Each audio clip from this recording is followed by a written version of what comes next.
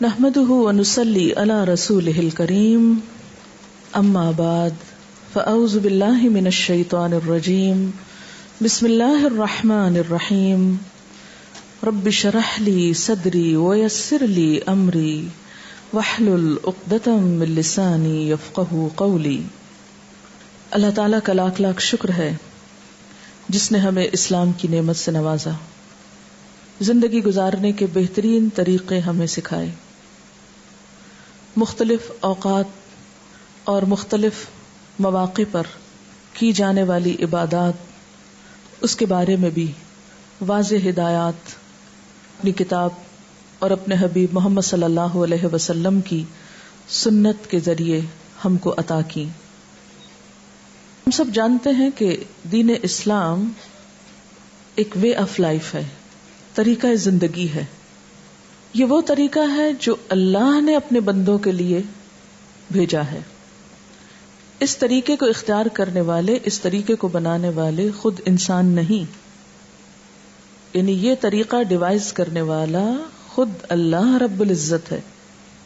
لہذا کوئی بھی کام جسے ہم اسلام کے نام پر کریں گے، دین کے نام پر کریں گے، اس کام کے لیے ضروری ہے کہ ہمارے پاس واضح ہدایات، انسٹرکشنز، تعلیمات اللہ کی طرف سے موجود ہوں، واضح دلائل سامنے ہوں۔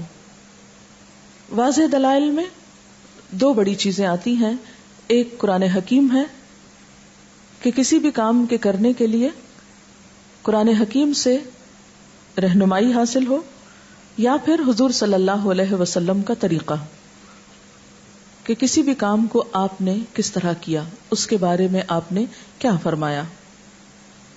چونکہ یہ ماہ شعبان ہے، یہ بھی بابرکت مہینوں میں سے ایک مہینہ ہے، تو ہم دیکھیں گے کہ اس کے بارے میں قرآن حکیم اور سنت نبوی صلی اللہ علیہ وسلم میں کیا ارشادات ملتے ہیں کہ اس مہینے میں ہم کو کیا کرنا چاہیے۔ اب دیکھیے کہ عبادت کی اصل غرض کیا ہوتی ہے، اللہ تعالیٰ کی خوشنودی حاصل ہو، اور اس کو خوش کرنے کے لیے وہی کام کرنا ہے جو اس کو پسند ہے یا اس نے بتایا ہے، یا اس کے ہاں وہ قبول ہو جائے، کیونکہ اجر اور ثواب ہم کو وہاں سے چاہیے، کسی انسان سے نہیں۔ یعنی دین کے نام پر ہم جو کچھ بھی کریں گے اس کا اجر اور ثواب اللہ تعالی سے امید رکھیں گے۔ لہذا ہمارے ہر کام کے پیچھے نیت اس کی رضا ہو اور طریقہ اس کے بتائے ہوئے قاعدوں کے مطابق ہو۔ جب ہم ماہ شعبان کے بارے میں قرآن پاک کی طرف رجوع کرتے ہیں تو ہمیں کوئی خاص آیت اس کی فضیلت کے بارے میں نہیں ملتی۔ مثلا رمضان المبارک کے بارے میں قرآن پاک میں آتا ہے شہر رمضان الذی انزل فیہ القرآن، رمضان کی ایک رات لیلۃ القدر کے بارے میں بھی آتا ہے کہ لیلۃ القدر خیر من الف شہر، لیکن شعبان کے بارے میں کوئی ایسی آیت نہیں آتی۔ زیادہ سے زیادہ اس کی فضیلت کے بارے میں جو چیزیں ہم کو معلوم ہوتی ہیں وہ احادیث سے ہیں۔ احادیث میں ہم دیکھتے ہیں کہ اس مہینے کی جو مخصوص عبادات بتائی گئی ہیں وہ روزے ہیں۔ حضرت اسامہ بن زید رضی اللہ تعالی عنہ بیان کرتے ہیں کہ میں نے عرض کیا یا رسول اللہ لم اراک تصوم من شہر من الشہور ما تصوم فی شعبان، قال ذلك شهر يغفل الناس عنه بين رجب ورمضان وهو شهر ترفع فيه الأعمال إلى رب العالمين وأحب أن يرفع عملي وأنا صائم۔ حضرت اسامہ بن زید رضی اللہ تعالی عنہ بیان کرتے ہیں کہ میں نے سوال کیا اے اللہ کے رسول صلی اللہ علیہ وسلم، میں آپ کو کسی مہینے میں سوائے رمضان کے اتنے روزے رکھتے ہوئے نہیں دیکھتا جس قدر روزے آپ شعبان میں رکھتے ہیں۔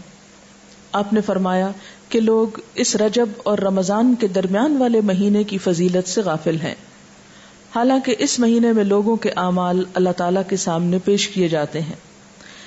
میری چاہت یہ ہے کہ میرے اعمال اللہ تعالیٰ کے سامنے میرے روزے کی حالت میں پیش ہوں. یہ روایت جو ابھی میں نے آپ کے سامنے رکھی یہ ابو داؤد اور نسائی کی ہے. ایک اور روایت میں ہے، ترمذی کی روایت میں ہے، حضرت ام سلمہ رضی اللہ تعالی عنہا فرماتی ہیں ما رأیت النبی صلی اللہ علیہ وسلم یصوم شہرین متتابعین الا شعبان و رمضان، کہ میں نے رسول اللہ صلی اللہ علیہ وسلم کو 2 مہینے پے در پے روزے رکھتے ہوئے سوائے شعبان اور رمضان کے نہیں دیکھا.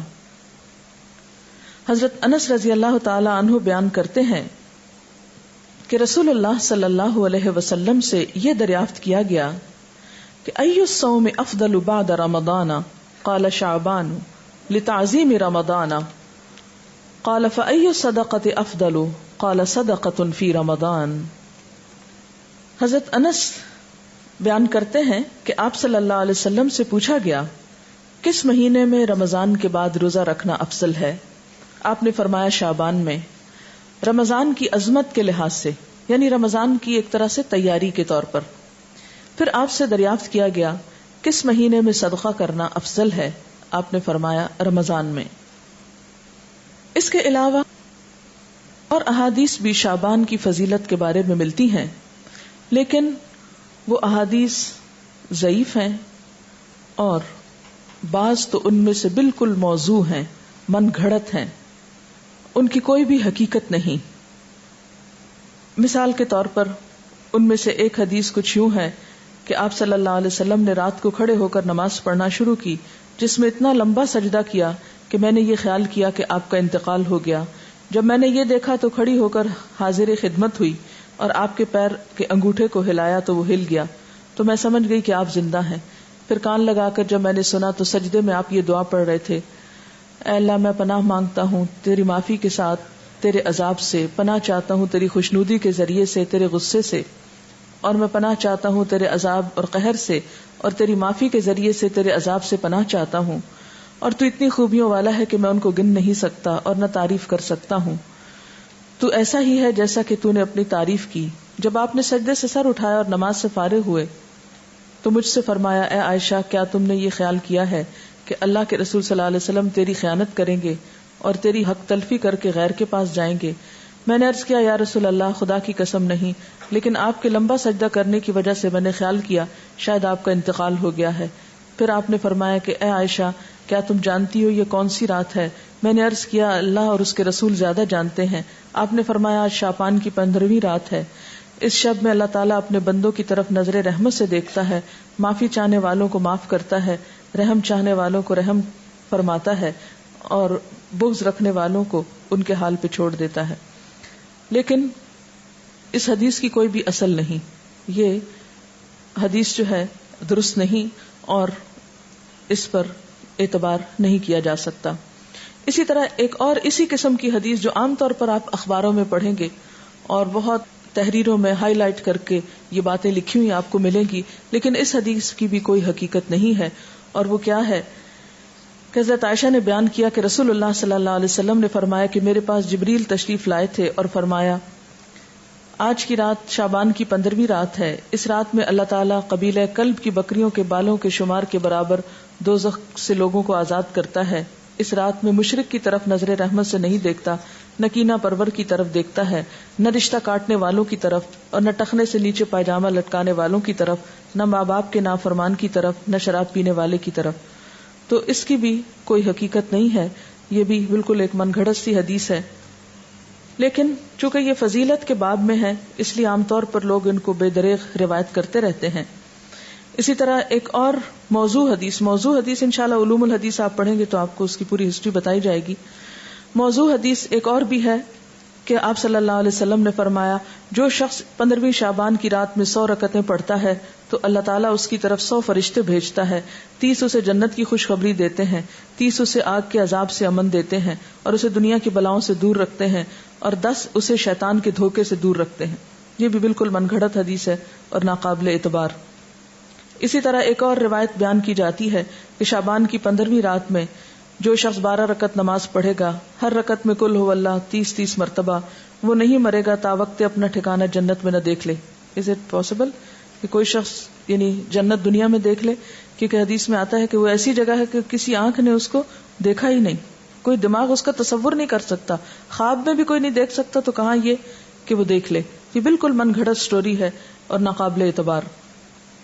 اور اس کی سفارش اس کے گھر کے 10 جہنمیوں کے بارے میں قبول کی جائے گی.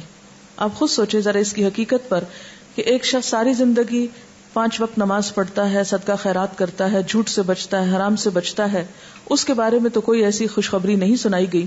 اور کہاں یہ کہ ایک شخص ایک رات میں کھڑے ہو کر ایک رکعت میں 30 دفعہ قل هو اللہ پڑھ لے اور اس کے لیے اتنی بڑی بشارتیں کہ وہ دنیا میں ہی جنت دیکھ لے اور 10 گھر والوں کو بچا لے کہ جن کے بارے میں جہنم کا فیصلہ ہو چکا.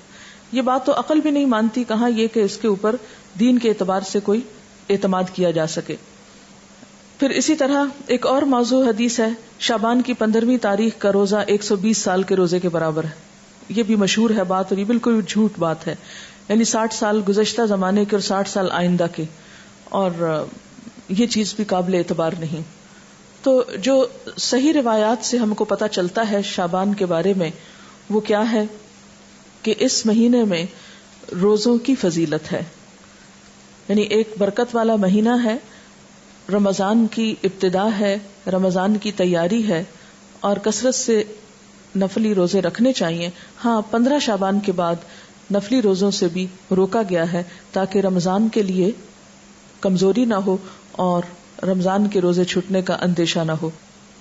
ایک آیت جو عام طور پر اس رات کے بارے میں قرآن پاک سے کوٹ کی جاتی ہے وہ سورۃ الدخان کی یہ آیت ہے، انا انزلناہ فی لیلۃ مبارکۃ انا کنا منذرین فیہا یفرق کل امر حکیم امرا من عندنا انا کنا مرسلین رحمتا من ربک انہ هو السمیع العلیم. ترجمہ ہے اس کا، بے شک ہم نے اسے برکت والی رات میں اتارا ہے، بے شک ہم خبردار کرنے والے ہیں، اس میں بانٹا جاتا ہے ہر حکمت والا کام ہمارے پاس کے حکم سے، بے شک ہم بھیجنے والے ہیں تمہارے رب کی طرف سے رحمت، بے شک وہی سنتا جانتا ہے. یہ آیات مکہ معظمہ میں نازل ہوئیں، واقعہ معراج سے قبل نازل ہوئیں. اس وقت 5 وقت نماز بھی فرض نہیں ہوئی تھی، روزے ویسے ہی 2 ہجری میں فرض ہوئے، اور مکہ میں بقی نام کا کوئی قبرستان تک نہ تھا. لہذا جو یہ بات مشہور کی گئی کہ اس رات میں فیصلے ہوتے ہیں، اور حضور صلی اللہ علیہ وسلم سے وہ ایک بہت بڑی روایت منسوب ہے کہ آپ صلی اللہ علیہ وسلم بقی والوں کے پاس رات کے وقت گئے اور وہاں پر آپ نے ان کے لیے دعائے مغفرت کی. تو اس کی کوئی بھی حقیقت نہیں ہے. بات یہ ہے کہ یہ آیت کیا بتاتی ہے، اس کی وضاحت دیکھیے. اس میں کیا لکھا ہے؟ پہلے یہ بتا دوں کہ اس آیت کے بارے میں لوگوں نے یہ مشہور کر رکھا ہے کہ یہ 15 شعبان کے بارے میں ہے. یعنی سورۃ دخان کی یہ آیتیں عام طور پر آپ دیکھیں گے کہ ٹیلی ویژن میں 15ویں شب کو مختلف پروگرامز کے شروع میں کوٹ کی جاتی ہیں، پڑھی جاتی ہیں، اور لوگوں کو اس آیت کے ریفرنس سے یہ بتایا جاتا ہے کہ یہ 15 شعبان ہے. حالانکہ اس آیت کا نزول کب ہوا؟ مکہ میں ہوا، اور مکہ میں معراج سے قبل. اور پھر اس آیت میں جو بات پتہ چلتی ہے وہ کیا کہ اس مبارک رات میں قرآن پاک نازل کیا گیا، انا انزلناہ فی لیلۃ مبارکۃ. قرآن پاک ہی کی ایک اور آیت سے کیا پتہ چلتا ہے کہ قرآن پاک کب نازل ہوا؟ آپ بتائیے. رمضان میں نازل ہوا. سورۃ البقرہ کی آیت شہر رمضان الذی انزل فیہ القرآن، کہ رمضان وہ مہینہ ہے جس میں قرآن پاک نازل کیا گیا. پھر وہ رات شعبان میں کیسے آ گئی؟ پھر دوسری بات یہ ہے کہ سورۃ القدر کے شروع میں کیا آتا ہے؟ انا انزلناہ فی لیلۃ القدر. ہاں، اور لیلۃ القدر کون سی ہے؟ وما ادراک ما لیلۃ القدر لیلۃ القدر خیر من الف شہر تنزل الملائکۃ والروح فیہا باذن ربہم من کل امر سلام ہی حتی مطلع الفجر. ہمیشہ سے آپ کو معلوم ہے کہ اس سورت کی جو تفسیر کی جاتی ہے وہ کیا ہے کہ یہ کس رات کے بارے میں بات ہے؟ لیلۃ القدر کے بارے میں. اور لیلۃ القدر کیا شعبان میں ہوتی ہے یا رمضان میں؟ رمضان میں. اور رمضان کی کون سی رات ہوتی ہے؟ اس کے بارے میں تاکید سے نہیں بتایا گیا کہ کون سی رات. ہاں آخری عشرے کی رات ہے. اور اس کی تفصیل کہاں سے پتہ چلتی ہے؟ حدیث پاک میں ہے کہ ایک مرتبہ آپ صلی اللہ علیہ وسلم گھر سے باہر تشریف لائے، دیکھا کہ 2 شخص باہم جھگڑ رہے تھے. آپ نے ان کی صلح فرمائی، پھر فرمایا کہ میں تمہیں ایک خیر کی بات بتانے نکلا تھا مگر تم جھگڑ رہے تھے، اس لیے میں وہ بات بتانا بھول گیا. صرف اتنا یاد ہے کہ وہ بات یہ تھی کہ وہ رات کب ہے. یعنی میں یہ بتانے کو آ رہا تھا کہ لیلۃ القدر کب ہے، لیکن تمہارے جھگڑے کی وجہ سے وہ مجھ کو بھول گئی. اب مجھے یاد نہیں، بس اتنا یاد رہ گیا کہ وہ برکت والی رات رمضان المبارک کی آخری 5 طاق راتوں میں سے ایک تھی. اب تم اس کو 21، 23، 25، 27 اور 29ویں راتوں میں تلاش کرو. یہ بخاری کی روایت ہے. آپ صلی اللہ علیہ وسلم اس رات کو پانے کے لیے رمضان کے آخری عشرے کا اعتکاف فرمایا کرتے تھے. یہ بھی بخاری کی روایت ہے. تو اس سے کیا پتہ چلتا ہے کہ لیلۃ القدر، قدر سے مراد کیا ہے؟ ایک تو قدر و قیمت کے معنوں میں آتا ہے، دوسرا قدر سے مراد تقدیر بھی ہے کہ تقدیر کے فیصلے اس رات میں ہوتے ہیں، نہ کہ 15 شعبان کی رات کو. اور پھر آپ دیکھیں کہ اس میں ان آیتوں میں جو میں نے آپ کے سامنے سورۃ الدخان کی پڑھی ہیں، ان میں آتا ہے فیہا یفرق کل امر حکیم. فیہا سے مراد کیا ہے؟ اس رات میں یفرق تقسیم کیے جاتے ہیں، کل امر سب کام، حکیم حکمت والے، یعنی ہر قسم کے فیصلے اس رات میں فرشتوں کے حوالے کیے جاتے ہیں، ان کو دے دیے جاتے ہیں. تو اس سے بھی کیا پتہ چلتا ہے کہ سورۃ الدخان کی یہ آیت 15 شعبان کے بارے میں نہیں ہے، بلکہ لیلۃ القدر کے بارے میں ہے، جس میں قرآن پاک بھی نازل ہوا اور جس میں لوگوں کی قسمتوں کے بھی فیصلے کیے جاتے ہیں. پھر اسی طرح یہ بات ہے کہ عام طور پر یہ کہا جاتا ہے، یعنی شعبان کے مہینے میں جو مختلف کام ہوتے ہیں ان کی تھوڑی سی حقیقت بتانا چاہوں گی کہ ہمارے ہاں جو چیزیں مشہور ہیں ان کی اصل کیا ہے. پہلی بات تو یہ کہ شعبان بابرکت مہینہ ہے، لیکن اس کی واحد برکت کیا ہے؟ روزے رکھے جائیں، اعمال اللہ کے ہاں پیش ہوتے ہیں. اور آپ صلی اللہ علیہ وسلم نے کیا فرمایا کہ میں یہ چاہتا ہوں کہ میرا عمل اس وقت اللہ کے ہاں پیش ہو جب میں روزے سے ہوں. اس سے زیادہ کوئی چیز کسی اوتھینٹک ذریعے سے ہم کو نہیں ملتی کہ کسی اور عمل کی بھی ضرورت ہے. ہمارے ہاں یہ رات یعنی شعبان میں خاص طور پر 15 شعبان کی رات شب برات کے نام سے مشہور ہے، جس کو شب رات کہتے ہیں. آپ دیکھیے کہ اسلام میں جو اہم دن آتے ہیں قرآن پاک اور سنت رسول صلی اللہ علیہ وسلم سے پتہ چلتے ہیں، ان میں سے بعض یہ ہے، مثلا یوم الحج، یوم عرفہ جس کو کہتے ہیں، یوم ترویہ جس دن حج کی ابتدا ہوتی، یوم نحر جس دن قربانی ہوتی، شہر رمضان جب روزے رکھے جاتے، لیلۃ القدر جو رمضان ہی کے آخری راتوں میں سے ایک ہے، قرآن جس میں نازل ہوا، عید الاضحیٰ، عید الفطر، ایام بیس. ایام بیس کیا ہیں؟ ہر مہینے کے 13، 14 اور 15، یعنی ایک 14ویں سے پہلے کی رات اور ایک 14ویں کے بعد کی رات. ان کے جو دن ہیں یعنی 13 کا دن، پھر 14 کا دن اور 15 کا دن، ان دنوں میں روزہ رکھنا جو ہے وہ مسنون ہے. یعنی ہر مہینے جو شخص روزے رکھنا چاہے وہ ان 3 دنوں میں رکھے. ان کو ایام بیس اس لیے کہتے ہیں کہ ان کی راتیں بھی روشن ہوتی ہیں. پھر اسی طرح یوم الجمعہ، اس کی فضیلت آئی ہے، سورۃ الجمعہ بھی ہے. اسی طرح ایام تشریق ہیں، یا کچھ اور دن بھی ہو سکتے ہیں جن کا براہ راست ذکر جو ہے وہ قرآن پاک میں نہیں آیا. لیکن شب برات کا نام نہ کہیں قرآن میں آیا ہے اور نہ کہیں حدیث میں آیا ہے. شب برات نہ قرآن میں نہ حدیث میں. اس کی ایک وجہ تو یہ بھی ہو سکتی ہے کہ اس کا یہ جو لفظ ہے شب، یہ عربی کا لفظ ہی نہیں ہے. یہ کس کا لفظ ہے؟ فارسی کا لفظ ہے، اور اگر اس کے آگے رات لگاتے ہیں شب رات تو رات بھی عربی کا لفظ نہیں، اور اگر آپ اس کے آگے برات لگاتے ہیں شب برات تو برات بھی عربی کا لفظ نہیں، یہ شاید سنسکرت کا لفظ ہے جو شادی میں برات آتی ہے. بعض لوگ یہ کہتے ہیں کہ اس کا نام شب براءت ہے. براءت کہتے ہیں بیزاری کو، جیسے سورۃ توبہ کے شروع میں آپ نے پڑھا براءۃ من اللہ ورسولہ، سورۃ توبہ کی ابتدا اسی سے ہوتی ہے. تو براءت کا لفظی معنی کیا ہوتا ہے؟ بیزاری. تو اس رات میں کس کی کس سے بیزاری اگر شب براءت کہتے ہیں، حالانکہ براءت کوئی نہیں بولتا، تو یہ اپنی ترکیب کے اعتبار سے بھی کوئی اسلامی ترکیب نہیں ہے، اور نہ ہی کوئی اسلامی اعتبار سے اس کی کوئی فضیلت یا اہمیت یا حقیقت بنتی ہے.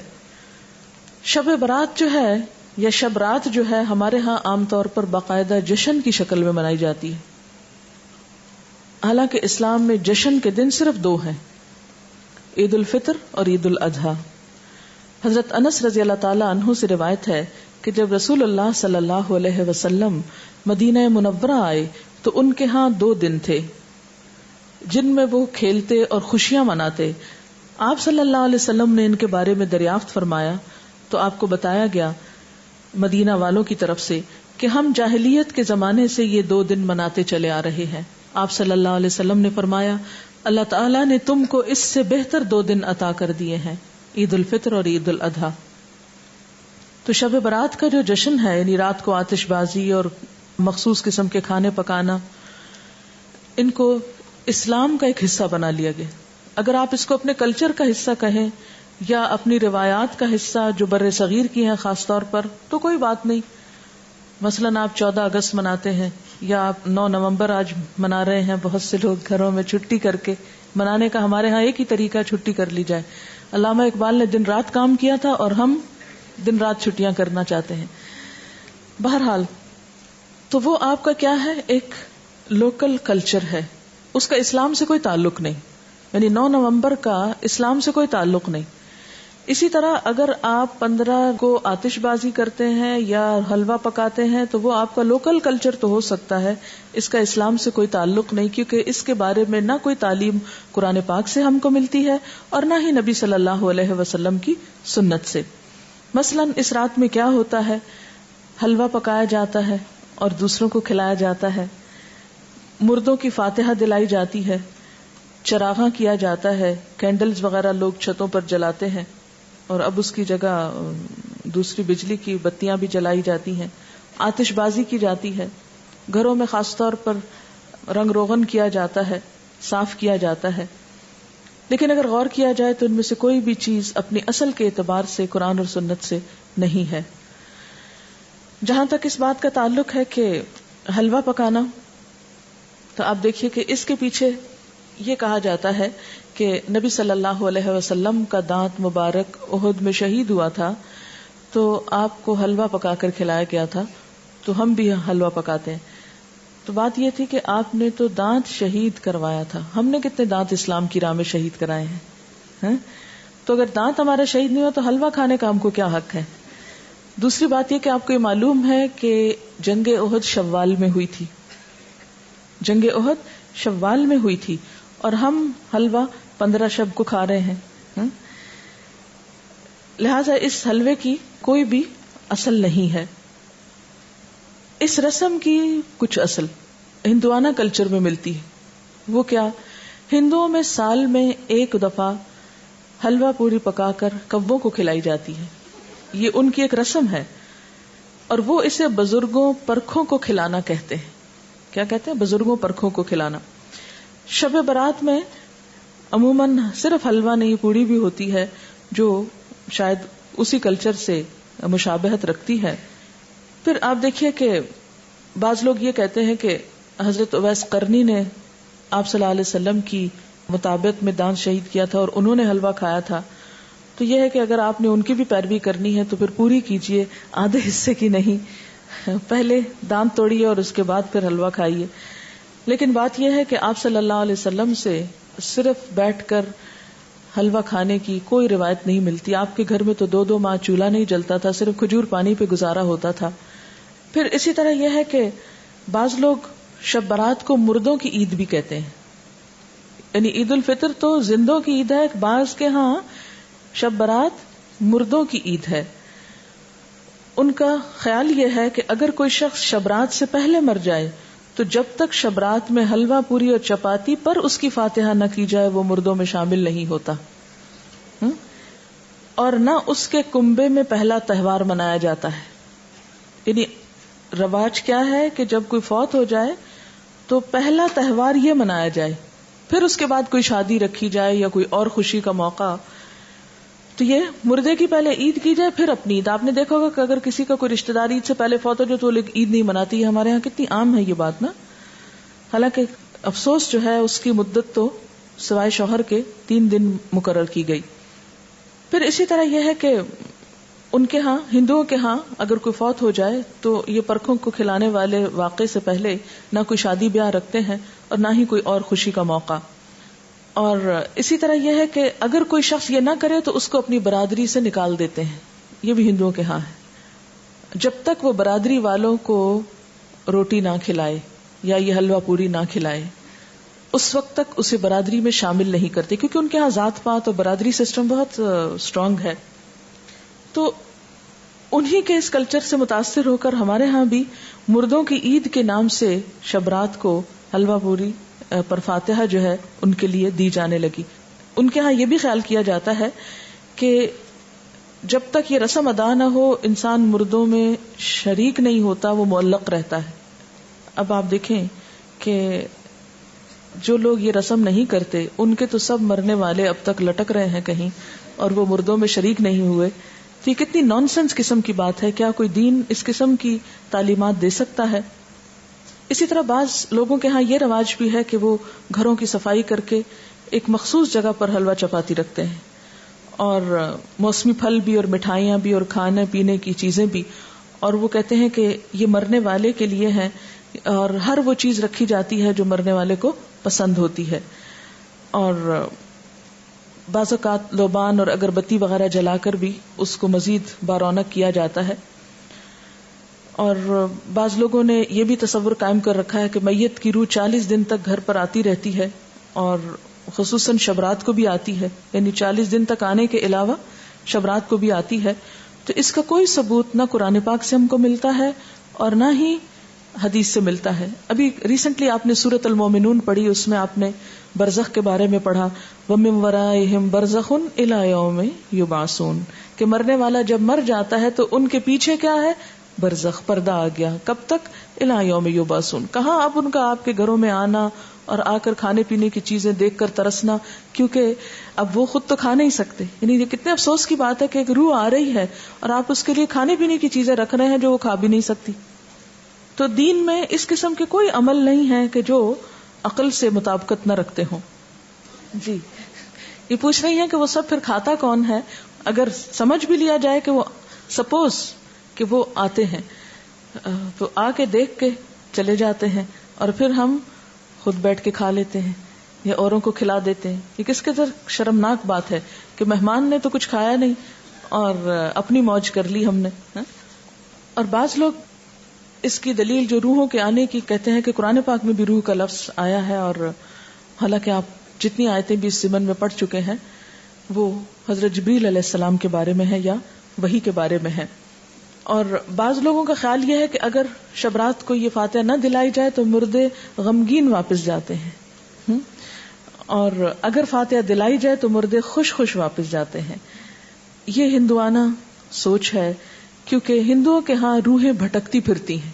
انشاءاللہ آپ کو لیٹر آن یہ 3 بڑے مذاہب جو برے صغیر سے متعلق ہیں, ہندوازم اور بدھزم اور سکھوں کے بارے میں انشاءاللہ کچھ لیکچرز دلوائے جائیں گے. یہ ہم آخر میں بالکل کرتے ہیں, اور اس وقت جب آپ قرآن پاک تقریباً پڑھ چکے ہو, تاکہ آپ جب وہ سنیں تو قرآن کو کمپیئر کر سکیں کہ ان باتوں کی تردید قرآن میں کس کس طریقے سے ہوتی ہے.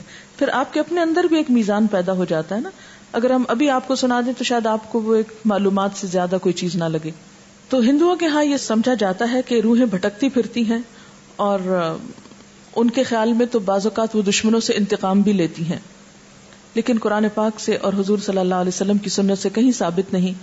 آپ صلی اللہ علیہ وسلم نے کبھی نہیں فرمایا کہ آج حضرت خدیجہ کی روح واپس آئی ہے، یا میرے والدین کی روح آئی ہے، یا آپ کے بیٹے جو آپ کی زندگی میں فوت ہو گئے تھے ان میں سے کسی کی روح آئی، یا آپ کے جو عزیز چچا تھے حضرت حمزہ ان کی کوئی روح، یا دیگر کسی کی بھی روح کے بارے میں آپ صلی اللہ علیہ وسلم سے کوئی بھی ایک روایت نہیں ملتی. زیادہ سے زیادہ جو ملتا ہے یہ سورۃ المومنون کی آیت ہے جو کیا بتاتی ہے کہ مرنے والوں کے پیچھے وَمِن وَرَائِهِمْ بَرْزَخٌ إِلَى يَوْمِ يُبْعَثُونَ، اور برزخ کا لفظی معنی کیا ہے؟ پردہ، اوٹ، حجاب، آڑ، کہ اب وہ ادھر نہیں آ سکتے، ہم ادھر نہیں جا سکتے، وہ ادھر نہیں آ سکتے. یہی تو اصل جدائی ہے، ورنہ سینسز ہمارے اندر بھی ہیں اور سینسز ان کے اندر بھی ہیں. موت اس چیز کا نام نہیں کہ سینسز ختم ہو گئے، سینسز ان کے بھی موجود ہیں اور ہم لوگ بھی جیتے جاگتے ہیں. موت آپ یوں سمجھ سکتے ہیں کہ جیسے ایک یہ کمرہ ہے، اس وقت ہم یہاں بیٹھے اور ایک ساتھ والا کمرہ ہے اور ان دونوں کے بیچ میں ایک دیوار ہے. اس کا دروازہ کھلتا ہے تو ایک شخص ادھر چلا جاتا ہے. موت کا بھی یہی ہوتا ہے کہ وہ ایک مخصوص گیٹ کھلتا ہے اور انسان اس دنیا سے رخصت ہو کے دوسری دنیا میں چلا جاتا ہے. موت فنا کا نام نہیں، موت صرف انتقال ہے، ایک جگہ سے دوسری جگہ جانے کا نام ہے. یہاں بھی انسان خوشی غم محسوس کرتا ہے اور برزخ میں بھی انسان خوشی غم محسوس کرتا ہے. دنیا میں خوشی غم کے اسباب اور ہوتے ہیں، برزخ میں خوشی غم کے اسباب انسان کے اعمال ہوتے ہیں. وہاں ان کو خوشیاں ملتی ہیں جو اچھے عمل کر جائیں، یا ان کے پیچھے ان کی اولاد کوئی اچھے کام کرے، یا صدقہ جاریہ کے کچھ کام چھوڑ جائیں تو وہ ان کی خوشیوں کا سبب ہوتے ہیں. جبکہ دنیا میں ہم عام طور پر مال وغیرہ یا لوگوں کے جمع ہونے یا کھانے پینے کی محفلوں میں خوش ہوتے ہیں، جبکہ وہاں پر ایسی نہ کوئی محفل ہے اور نہ ایسے کوئی انتظام ہے اور نہ یہ چیزیں وہاں پر فائدہ دیتی ہیں. جیسے کہ قرآن پاک میں آتا ہے یوم لا ينفع مال ولا بنون الا من اتى الله بقلب سلیم، اس دن نہ مال اور نہ بیٹے کچھ بھی کام نہیں آئے گا سوائے اس کے جو قلب سلیم یعنی سلامت دل لے کر آیا کہ جس میں صرف اللہ کی ذات جمی ہوئی ہو. اسی طرح یہ ہے کہ ہمارے ہاں چراغاں اور آتش بازی کی جاتی ہے، لائٹننگ کی جاتی ہے. یہ بھی بیسیکلی ایک ہندوانہ رسم ہے، اور اگر ہندوانہ نہ بھی ہو ہمیں اس سے بھی کوئی نہیں کہ کس کی ہے اور کس کی نہیں، اس لیے کہ صرف ہندو نہیں تو دنیا بھر میں اب آتش بازی کے شو جو ہیں وہ دیکھے جا سکتے ہیں. اسلامکلی ایسی چیزوں کو بہت پروموٹ کرنا، تھوڑا بہت روشنی اور تھوڑی بہت ایسی چیز اعتدال میں، تو وہ کسی حد تک آپ کہہ سکتے ہیں مثلا شادی کے موقع پر اگر اعلان کرنا ہے، کیونکہ لازم ہے نکاح کا اعلان کرنا، تو اس کے لیے اگر کچھ تھوڑی بہت روشنی کر لیتا ہے حدود کے اندر رہتے ہوئے تو کوئی حرج نہیں. لیکن جس ملک کا حال یہ ہو کہ اس کی فیکٹریاں آدھا دن بند رہتی ہوں صرف اس لیے کہ بجلی نہیں، وہاں ایک رات میں اتنی بجلیاں ضائع کر دینا. اور خصوصاً میں کراچی میں دیکھتی ہوں کہ راتوں کو جو فنکشنز ہوتے ہیں ان میں بے تحاشا بجلی صرف کی جاتی ہے، اور بعض اوقات محض نمائش کے لیے. یہ کس قدر اسراف ہے. دن میں فیکٹریز میں کام کرنے کے لیے بجلی نہیں، اور وہی بجلی ہم محض رات کو دل کی خوشی کے لیے ضائع کر بیٹھتے ہیں. یہ ایک قومی نقصان بھی ہے، اور اللہ کے ہاں بھی اس کی پوچھ ہوگی کہ اتنا اسراف آخر کیوں. ہر چیز اپنی حدود کے اندر ہی اچھی ہے اور ایک لمیٹڈ ٹائم میں ہی اچھی ہے. اس سے بڑھ جانا جو ہے وہ دنیا اور آخرت دونوں میں نقصان دیتا ہے. اور اسی طرح محض آگ جلا کے ختم کر دینا اور اس پر لاکھوں کروڑوں روپیہ ضائع کر دینا، اور اس کے نتیجے میں جو پولوشن پیدا ہوتی. آپ کو معلوم ہے کہ جو بہت آتش بازی ہوتی ہے، کیونکہ اسلام آباد میں ہر سال شاید 14 اگست کو ہوتی ہے، تو اس روز آپ یقین کیجئے کہ ہم لوگ سانس نہیں لے پاتے. قریبی جو ایک بہت بڑا پارک ہے فاطمہ جناح پارک، تو اس میں ہوتا ہے، اور اس قدر گھروں تک دھواں آ جاتا ہے کہ کھڑکی آپ کھولیں تو آپ کا دم گھٹنے لگتا ہے. کروڑوں روپیہ الگ خرچ ہوا آگ جلانے پہ، اور اس کے بعد جو دھواں بن کے نیچے پورے شہر میں پھیلتا ہے اور کئی بیماریوں کا سبب بنتا ہے. مجھے نہیں سمجھ میں آتا یہ کون سی قومی خدمت ہے. اس سے بہتر ہے کہ ہم کوئی بھی ایسا تعمیری کام کریں اس روز کہ جس سے ہماری قوم تھوڑا آگے جائے دنیاوی اعتبار سے بھی. بہرحال اپنے خون پسینے کی کمائی کو آگ جلا کر اڑا دینے میں اور لوگوں کو اذیت دینے میں اور محض وقتی صرف ایک ایکسائٹمنٹ میں خرچ کر دینا اسلام کی روح سے میل نہیں کھاتا.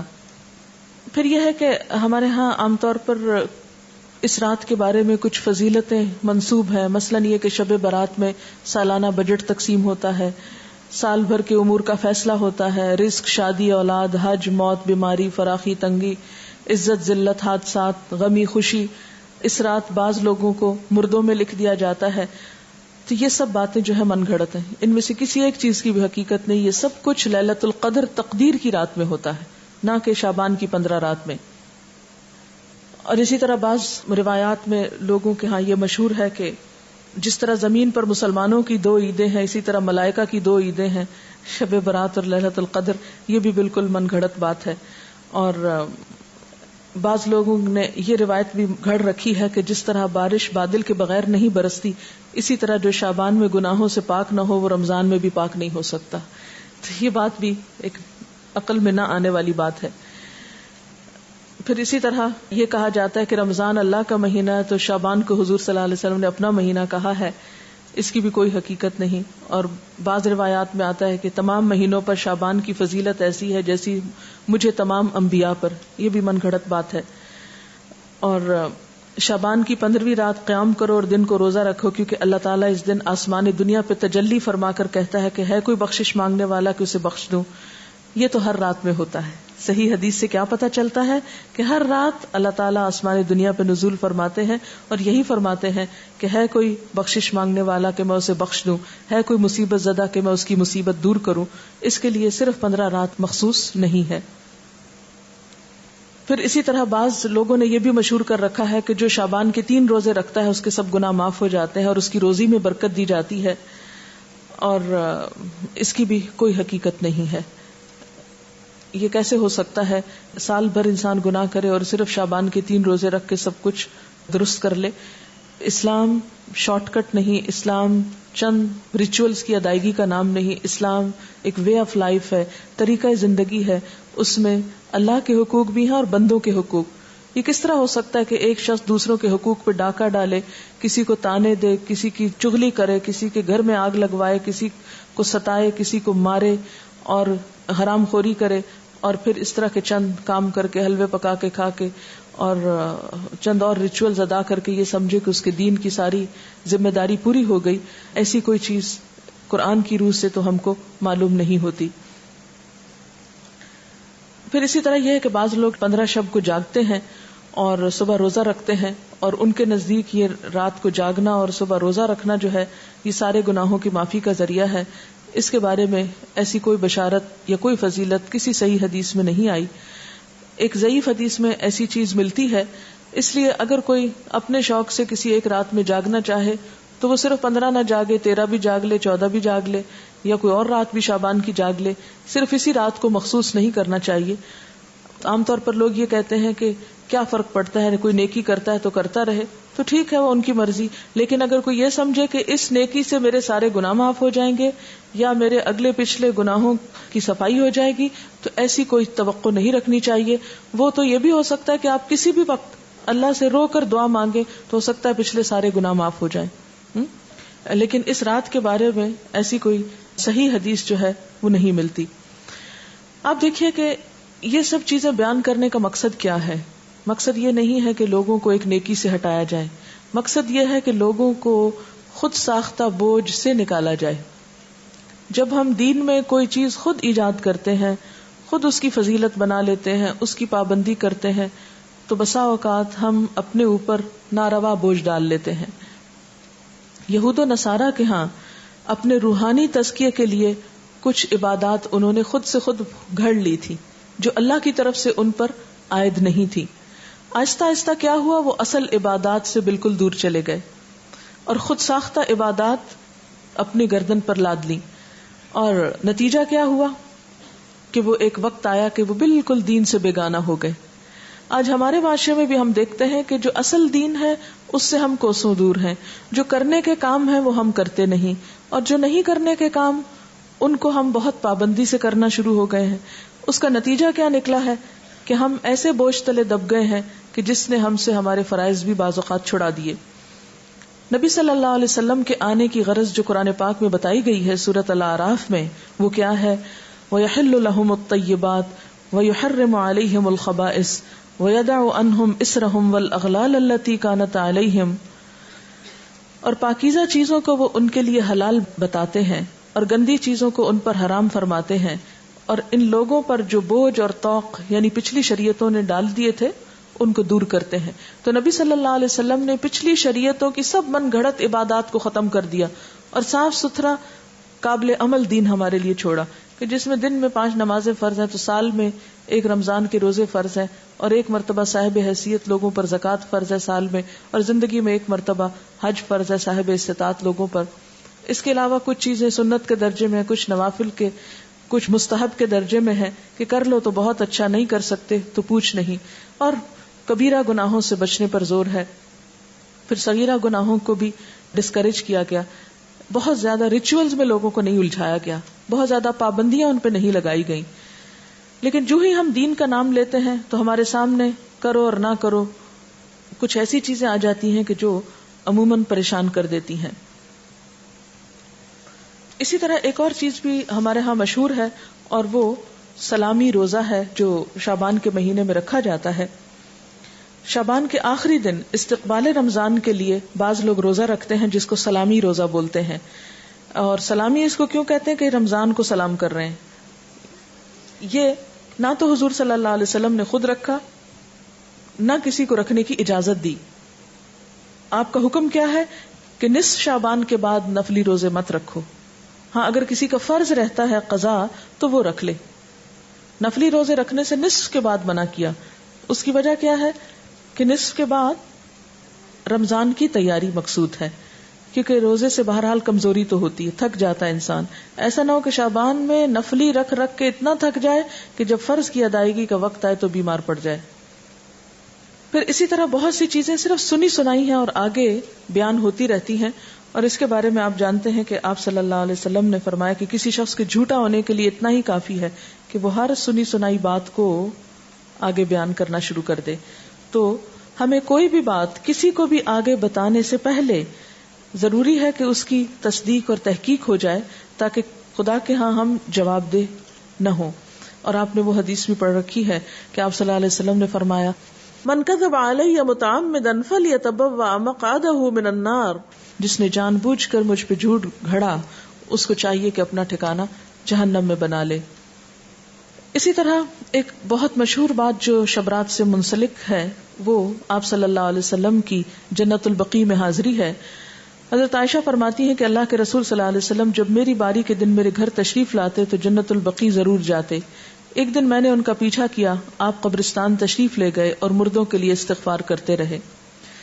آپ کا معمول تھا کہ ہفتہ عشرہ میں قبرستان جایا کرتے تھے، لیکن 15ویں شعبان کو خاص طور پر قبرستان جانا آپ سے کہیں بھی ثابت نہیں. یعنی یہ آپ روٹین میں جاتے تھے، مخصوص یعنی خاص طور پر 15ویں شعبان کے لیے بات نہیں آتی. جن روایات میں ہے وہ ضعیف ہیں یا موضوع روایات ہیں. اس لیے ہمارے ہاں جو عام طور پر رواج ہے کہ 15ویں شعبان کو لوگ رات کے وقت بعض اوقات قبرستان جاتے ہیں، وہاں قبروں پہ چراغاں کرتے ہیں یا خاص قسم کے عمل کرتے ہیں، تو ایسی کوئی چیز جو ہے نبی صلی اللہ علیہ وسلم کی سنت سے ثابت نہیں. جو ثابت ہے وہ کیا ہے کہ گاہے بگاہے آپ جاتے تھے، خصوصاً مرد حضرات کو جانا چاہیے. آپ صلی اللہ علیہ وسلم نے قبرستان جانے کے لیے کیا فرمایا ہے کہ کنت نہیتکم عن زیارت القبور فزوروها فانها تزہد الدنیا وتذکر الآخرہ. میں تم کو پہلے قبروں کی زیارت سے منع کیا کرتا تھا، لیکن اب تم جایا کرو کیونکہ وہ دنیا سے بے رغبتی اور آخرت سے بارغبت کرتی ہیں، یعنی آخرت کو یاد دلاتی ہیں اور دنیا سے بے رغبت کرتی ہیں. لیکن ہمارے ہاں عام طور پر تو لوگ قبرستان کے پاس سے گزرتے ہوئے بھی اپنے شغل میلوں میں مشغول رہتے ہیں اور قبر والوں کو بھول جاتے ہیں. کوئی ان کو سلام نہیں کرتے، نہ ان کو دعا دیتے ہیں. اور اسی طرح وہاں کبھی عبرت کی نظر سے کتنے لوگ ہیں. آپ سب جا کے اپنے گھر والوں سے پوچھئے کہ کتنے لوگوں نے اس حدیث پر عمل کیا کہ نبی صلی اللہ علیہ وسلم نے جو فرمایا ہے کہ قبروں کی زیارت کیا کرو کیونکہ وہ دنیا سے بے رغبت کرتی ہیں اور آخرت کی یاد دلاتی ہیں. ہم میں سے کتنوں کے باپ، بھائی، بیٹے صرف اس غرض سے کبھی قبرستان گئے ہوں کہ جا کے اپنی موت کو یاد کر کے آئیں؟ نہ ہونے کے برابر. لیکن جو چیز اللہ کے رسول صلی اللہ علیہ وسلم نے نہیں کی وہ ہم سب شوق سے کرتے ہیں اور اس میں پھر ایک میلے کا سما بھی پیدا کر لیتے ہیں. تو بات یہ ہے کہ ہمیں ان طریقوں کو عام کرنے کی ضرورت ہے جن کے بارے میں ہم سے پوچھا جائے گا اور قیامت کے دن ہم سے حساب لیا جائے گا، اور ان چیزوں سے بچنے کی ضرورت ہے کہ جن کے بارے میں ہمیں کہا نہیں گیا اور ہم نے خود ساختہ طور پر دین میں ان کو شریک کر لیا۔ آپ دیکھیے کہ جیسے کہ پہلے شروع میں نے عرض کیا کہ اس رات کے بارے میں جو سورۃ الدخان کی آیت کوٹ کی جاتی ہے، تو یاد رہے کہ سورۃ الدخان مکہ میں نازل ہوئی، اور شعبان کے لیے جنت البقیع جانے کی روایت مدینہ سے تعلق رکھتی ہے۔ تو یہ کس طرح ہو سکتا ہے کہ ایک کام مکہ ہوا اور دوسرا مدینہ ہوا؟ یہ سب باتیں اس لیے مشہور ہوئی کہ ان کی اصل حقیقت پر غور نہیں کیا گیا، اور صرف دیکھا دیکھی یا سنا سنائی میں یہ چیزیں عام کر کے لوگوں میں اتنی پھیلا دی گئیں کہ اگر کوئی شخص اس کے بارے میں یہ بتائے بھی کہ یہ درست نہیں تو عموماً اسی کو برا بھلا کہا جاتا ہے اور ان چیزوں پر اصرار کیا جاتا ہے۔ یہ تھی اصل حقیقت جو میں نے آپ کے سامنے رکھی ہے۔ اگر آپ چاہیں تو اس کو قبول کر لیں، اور چاہیں تو آپ وہی کریں جو آپ کرتے رہتے ہیں، کیونکہ میرا حساب بھی اللہ کے ذمہ ہے اور آپ کا بھی۔ ہم میں سے کوئی کسی کا ذمہ دار بنا کے نہیں بھیجا گیا، ہر ایک کو خود جواب دہی کرنی ہے۔ فرض یہ بنتا ہے کہ جو بات انسان کو معلوم ہو وہ دوسروں تک پہنچا دے۔ تو خلاصہ کیا ہے ساری گفتگو کا کہ نمبر 1 کہ بابرکت رات جس کی طرف سورۃ الدخان میں اشارہ کیا گیا ہے وہ لیلۃ القدر کی رات ہے، اور لیلۃ القدر رمضان کی رات ہے، 15 شعبان کی رات نہیں ہے۔ اور اس کے علاوہ جو رسم و رواج عموماً اس رات کے حوالے سے کیے جاتے ہیں وہ اسلامی کلچر کا حصہ نہیں، اور انہی رسموں کے بارے میں ہی علامہ اقبال نے کہا تھا، وضع میں تم ہو نصارہ تو تمدن میں ہنود، یہ مسلمان ہیں جنہیں دیکھ کے شرمائے یہود، یہ امت روایات میں کھو گئی، حقیقت خرافات میں کھو گئی۔ تو بات یہ ہے کہ خرافات اتنی عام ہو گئی ہیں کہ اصل حقیقت ہماری نظروں سے اوجھل ہو گئی ہے۔ میکسیمم جو کرنے کا کام ہے وہ یہ کہ روزے رکھیے، اور وہ بھی 15 کے بعد نفلی نہیں، اگر پچھلے سال کے آپ کے کوئی چھٹے ہوئے ہیں تو ان کو پورا کر لیجئے۔ کچھ دن پہلے عیسائیوں کے ہاں بھی مردوں کی عید منائی گئی۔ شارع فیصل پر عیسائیوں کے قبرستان پر بے انتہا رش تھا، لوگ صبح سے چرچ چلے گئے تھے۔ میں اکثر سوچا کرتی تھی کہ یہ ٹرینڈ ہمارے ہاں ہندوؤں سے آیا ہے یا کرسچن سے؟ پوچھا جا سکتا ہے، اگر آپ کے کوئی ہمسائے ہوں تو آپ پوچھ لیجئے اور بتا دیجئے تاکہ ہمارے علم میں بھی اضافہ ہو۔ کسی بھی کلچر سے ہو سکتا ہے، لیکن بہرحال اسلامی کلچر نہیں ہے۔ بہت سے لوگ کہتے ہیں کہ شب برات کو، کہ اس رات کو پورے سال میں لوگ جو مرتے ہیں ان کے پتے جھڑ جاتے ہیں۔ وہ پتے لگے ہوئے کہاں ہیں؟ آپ کے گھر کے درخت پر یا کسی خاص درخت پر؟ یہ بھی ایک سنی سنائی بات ہے، کسی قرآن حدیث سے یہ نہیں پتا چلتا کہ پتا گرنے سے کوئی مرتا ہے۔ کسی بزرگ سے پوچھا گیا کہ کون سی رات شب قدر ہے، تو انہوں نے کہا ہر رات شب قدر ہے اگر تو اس کی قدر جانے، یعنی ہر رات کو اگر تم عبادت کرو تو اللہ کے ہاں بہت بڑی، یعنی تہجد کے وقت اٹھو، مراد یہ ہے۔ لیکن ہم اس وقت سوئے رہتے ہیں، اور آپ کو یہ بھی معلوم ہے نا، ہر رات قبر پکارتی ہے، میں کیڑوں کا گھر ہوں، میں مٹی کا گھر ہوں، میرے پاس آنے کے لیے کچھ تیاری کر لو، لیکن وہ تو آواز ہم کو نہیں سنائی دیتی۔ اگر پچھلے روزے چھوٹے ہوئے ہوں تو اگلے قبول نہیں ہوتے؟ نہیں، ایسی بات نہیں ہے، اگلے قبول تو ہو جاتے ہیں، لیکن پچھلے زیادہ لمبے عرصے تک چھوڑے نہیں رکھنے چاہیے، زندگی کا کچھ پتہ نہیں ہوتا۔ اللہم انک عفو کریم تحب العفو والی شعبان کی رات کو پڑھنے کی خاص طور پر تاکید ہے یا نہیں؟ یہ شعبان کی رات کو پڑھنے کی تاکید نہیں، بلکہ لیلۃ القدر میں آخری راتوں میں پڑھنے کی تاکید ہے۔ یہ کسی نے لکھا ہے کہ عرب حالانکہ بہت امیر ہوتے ہیں مگر اسراف سے بچنے کے لیے لوگ شادی کے اعلان کے طور پر اپنے فلیگ لگاتے ہیں تاکہ مہمانوں کو گھر ڈھونڈنے میں مشکل نہ ہو، بجائے اس کے کہ وہ رات میں بتیاں لگائیں اور بجلی ضائع کریں۔ یہ ایک اچھا آلٹرنیٹ ہے، آپ کوئی اور علامت بھی رکھ سکتے ہیں۔ اکثر لوگ اس ماہ میں قبروں پر جا کر دعا کرتے ہیں اور قبروں پر مٹی وغیرہ رکھتے ہیں یا ٹھیک کرواتے ہیں۔ یہ تو کسی بھی وقت کرائی جا سکتی ہیں قبروں کی درستگی، جب قبروں کو درست ہونے کی ضرورت ہو، نہ کہ صرف اس رات میں یا اس مہینے میں۔ بڑی رات سمجھ کر 15ویں شب کو مغرب کی نماز پڑھنے کے بعد اوابین پڑھتے ہیں 6 رکعت، کیا یہ پڑھ سکتے ہیں؟ یہ اگر آپ نے پڑھنا ہے تو عام طور پر پڑھا کریں، صرف اسی ایک رات میں کیوں پڑھ کے فارغ ہونا چاہتے ہیں؟ اگر شعبان کے مہینے میں فرض چھٹے ہوئے روزے رکھ لیں تو کوئی حرج نہیں، یہ پہلے بتا دیا گیا کہ کوئی حرج نہیں۔ کیا 15 شعبان کی رات اور اگلے دن کے روزے کا کانسیپٹ اور ممالک میں بھی ملتا ہے؟ جی ہاں، بعض اور ممالک میں بھی ضعیف احادیث پر لوگ عمل کرتے ہیں اور کچھ نہ کچھ عبادت وغیرہ کرتے ہیں، لیکن یہ کہ جس طرح ہمارے ہاں خاص طور پر آتش بازی اور مردوں کی عید اور اس قسم کی چیزیں ہیں، یہ عموماً نہیں ملتی. وآخر دعوانا ان الحمد للہ رب العالمین.